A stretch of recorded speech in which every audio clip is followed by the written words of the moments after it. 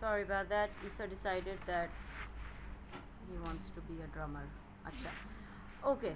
तो I think that kind of covers it कि extreme EOI situation में जिसमें आपको एक export oriented advantage भी मिलेगा and we're talking primary level export oriented industrialization. I think let me jump because मैं तो उन लोगों से बात कर रही हूँ ना जिन्होंने ISI and EOI and industrialization strategies पढ़ी हुई हैं.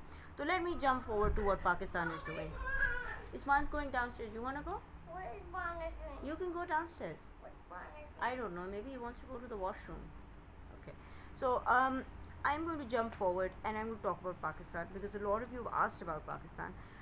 Pakistan started out with an ISI strategy in place and clearly all the mechanisms and policies were put in place. But then we also know there were pockets of corruption. There were pockets of और corruption कहाँ आ जाती है? Again, I'm going to reiterate. Corruption is not like we're corrupt as a nation or where it's just opportunities that are available. Rent seeking opportunities. Guys, do please look up rent seeking opportunities because they are not it's just there for the taking, and if you've got those rent seeking opportunities then people will come and exploit them.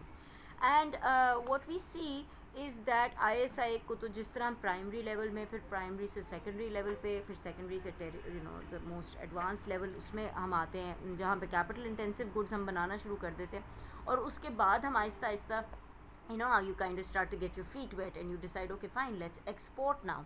So this is how a lot of developing countries have ventured out.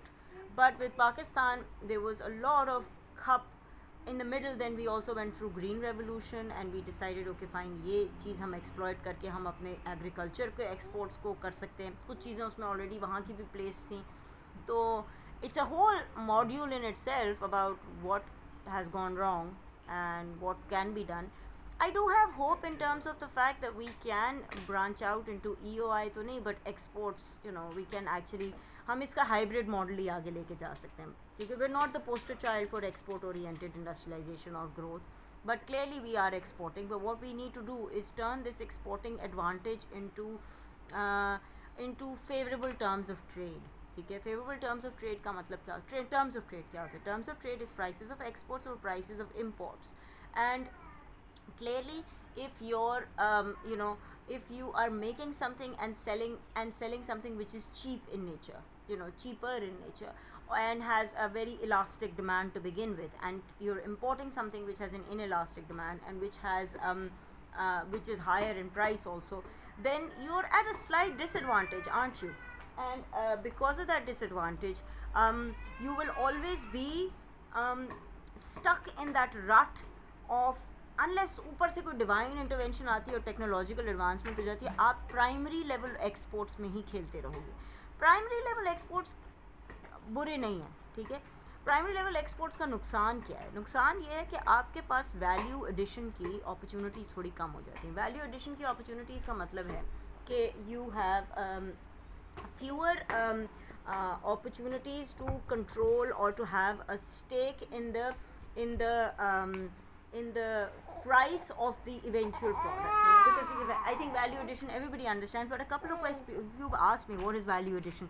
Value addition would mean कि अगर कोई चीज़ eventually $10 की बिक रही है तो उसमें आपकी contribution क्या रही है और आपको क्या मिला है.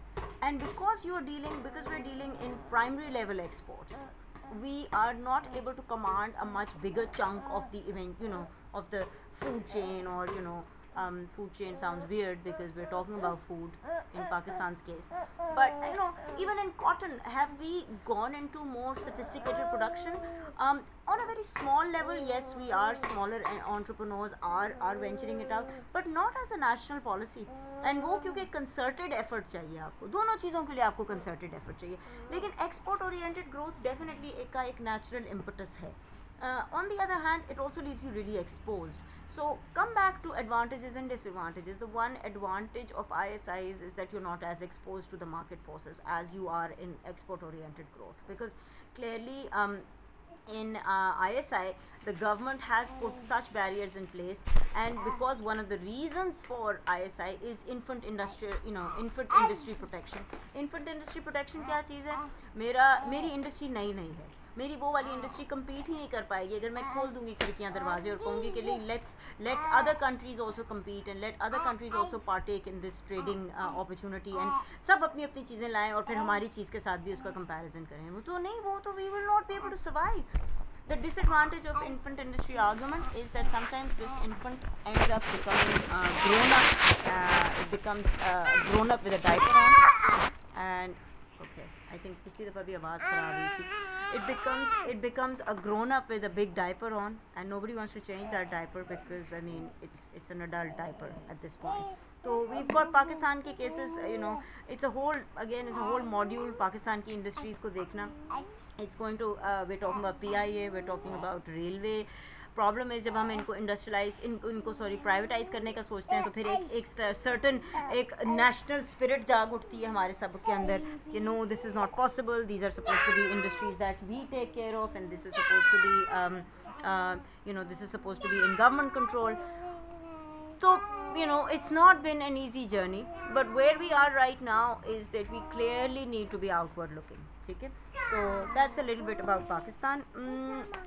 Something that I would like to talk about EOI at this point, where we are at a disadvantage with EOI, is something that we refer to as liberalization. ठीक है, liberalization का एक मैंने अलग से पूरा lecture बनाया हुआ है because we're talking about market liberalization. And market liberalization implies that we allow for no restrictions.